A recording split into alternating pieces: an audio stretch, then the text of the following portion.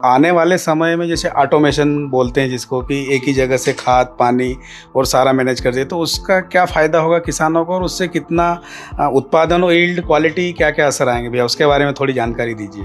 बहुत ज़्यादा बेनिफिट है उससे। जी। अगर फार्मर सेंट्रलाइज ड्रिप पे जा रहा है, उसमें केवल शुरुआती चरण में आपका नक्शा और आपके कुछ पीवीसी बढ़ेंगे। जी।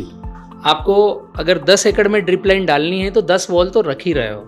आप सेंटर में 10 वॉल रखो या आप मेड़ों पर 10 वॉल रखो, केवल इतना ही फ़र्क है। तो उसमें आपके 10 एकड़ में मुश्किल से 5-7 पाइप बढ़ेंगे। बट सेंट्रलाइज ड्रिप से आपका पहला तो ये हुआ कि लेबर खर्च बचेगा। जी।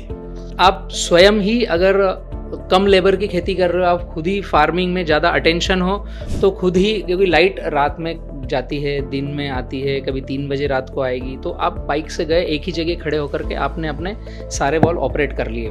उसमें बेनिफिट ये होगा कि आपने फिर इनकम कमाने के बाद एक स्टेप फिर ली कि आपने ऑटोमेशन के सोलोनाइट वाल लगा दिए उसमें। जी।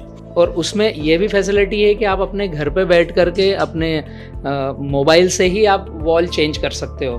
तो स्टेप फार्मर लेगा कब? जब वो पहले से ड्रिप लाइन को उस टाइप से फिट करके रखेगा।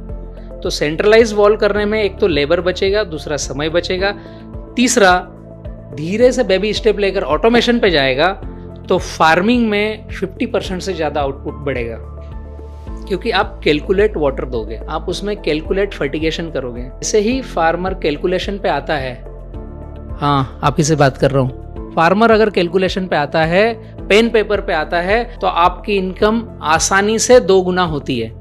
आपको पता चलने लगता है कि आज मेरे वॉल बदलने में कितने लेबर लगे, आज मेरा फर्टिलाइजर देने में कितने लेबर लगे। तो ये सही दिशा है। आपने सेंट्रलाइज वॉल भी करना चाहिए और जो सक्षम फार्मर है उन्होंने ऑटोमेशन पे जाना चाहिए।